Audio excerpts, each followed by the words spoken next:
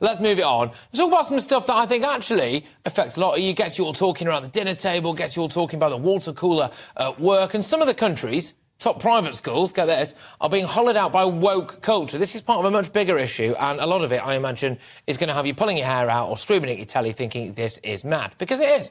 A former social mobility czar has claimed that that woke culture basically is hollowing out these private schools. Katharine Birbalsingh, dubbed as the country's strictest head teacher, maybe slightly unfair, I don't know anyway, claims that Britain's public schools were being jeopardised by incessant attacks on the privilege. Birbalsingh, who has been very critical of the UK school system, was appointed to lead the government's social mobility chair back in November of 2021. Now, she quit after a year, saying that her outspoken views were doing more harm than good. As I've said, this is part of a bigger picture, and we're going to talk about it now with the lady herself. Katharine joins me now. Katharine, thank you very, very much. So, explain to me what is going on in terms of woke culture in schools hollowing things out. Just set the scene for me. Well, we're very traditional here at Michaela, and we're in Wembley, and we have an innocent intake, and we believe strict discipline, which is why they call me the strictest headmistress and in Britain. And we believe in very high standards, children doing lots of homework and working really hard. And sometimes people don't like that. With regard to the private sector, I would say that we believe wrongly that private schools are great bastions of traditionalism. I don't think they are. I think they used to be. I think these days they can feel quite a lot of guilt around their privilege. And when you feel guilty about your privilege, you tend to become a lot more modern. So they might embrace decolonization with great gusto. They might be less inclined to have the adult be the authority in the classroom leading the learning, and instead allow the children to lead the learning. And instead of teaching children how grateful they should be for their parents working hard for them, for their teachers working hard for them, instead they might indulge their sense of entitlement. That sometimes teenagers can complain about, oh, woe is me, I'm the center of the world, etc. And sometimes if you're not more of a traditionalist, you can indulge that kind of behavior. Okay. And I think there's a lot of that going on in private schools than we realize. Bear in mind as well, Katharine, we're about to go on to talk about a story about Haringey Council at vast expense to the local taxpayer changing the name of a road that nobody cared about after numerous consultations that barely anyone took part in, and a couple of presentations, by the way, which nobody turned up to. In fact, one person turned up to voice their opposition to the idea of changing the name of Black Boy Lane. They've then changed the sign, kept... This road is now formally known as Black Boy Lane, so the offensive bit is still there, right? This is the world that we live in. But in your field as a headmistress, what's the long-term societal impact of having this woke tosh in schools?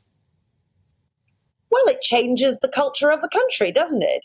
And especially when it's happening in private schools, a lot of these young people will go off and take up positions in government and big banks and so on in the city. And they will be in positions of power, whether we like it or not. And we might want to argue that private schools shouldn't be happening. But the fact is, it will happen. And if they're all made to feel very guilty about their privilege, look, I went to a dinner the other night and there was a young man, about 24 years old, sat next to me. And I was asking him about school and so on. I'm a headmistress, etc. And he said to me how he'd been to school just outside of London. And we were up in Leeds, actually. And I said, oh, outside of London. I said, oh, so where was that? And he said, oh, well, I went to private school. And I said, oh, well, which private school was that? He said, oh, it was just outside of Slough. Eventually, I got him to admit that it was Eton. But he didn't want to tell me, you know? I mean, it's crazy. Why is he feeling so awkward and embarrassed? And that's because they're made to feel bad about their schools. And we now, again, this is a fantastic segue into either bookend of this show, actually, Katharine. It's almost like we planned it, although, as you well know, we didn't. Because at the top of the show, we were talking about the fact that now more than ever, people are more dependent on the state. And I can't help but wonder, as though success or having any kind of benefit in life, whether that's out of hard work or luck, and frankly, that's what being born is sometimes, just luck, is frowned upon. Mm-hmm. And this is a bad thing, surely. Yes, well, indeed. And this guy desperately tried to explain to me about how his parents had to scrape the money together to send him to Eton, and he really wasn't privileged at all. And I kept saying, it's okay. I get it. It's fine. You went to Eton. Don't worry about it. Why are we making people feel bad about their parents working hard to give them the best possible opportunities in life? It's something I have huge respect for. If a parent is sacrificing in order to make sure that their child gets an excellent education, that is something that we should take our hats off to, not condemn. And so there's something wrong with our society when we are trying to encourage people to do less by their children instead of more.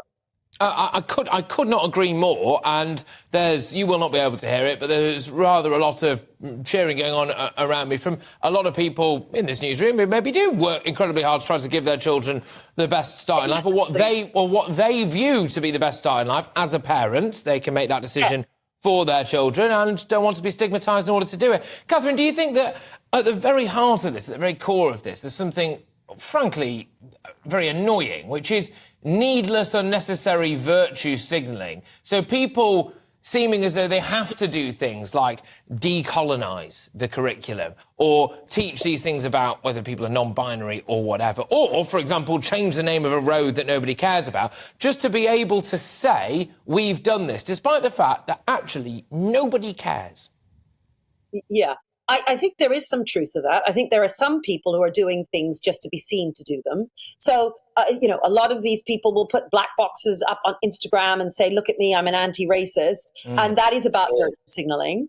But I do think there are some people who genuinely think that by putting a black box up on Instagram or by changing that sign of that road, that means that they are good people and they are anti-racist and they can hold their heads up high.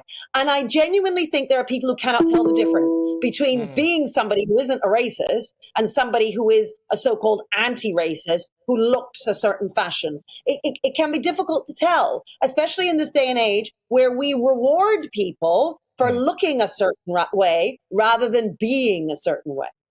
Just very quickly, very finally, Katharine, before I get shouted at, I suppose at the very core of this is whether or not children's education is being negatively impacted as a result of people crowbarring in woke stuff, is it?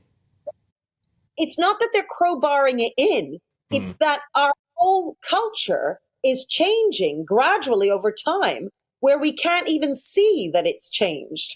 And we don't realize that when we're narrating things, we're narrating them differently than the way that we would have done 20 years ago, because the Overton window, it's moved about how we see things. So that road sign you keep referring to, many people will say, well, obviously we should change it. And they don't realize that 20 years ago it would have been a mad thing to do, because our culture is...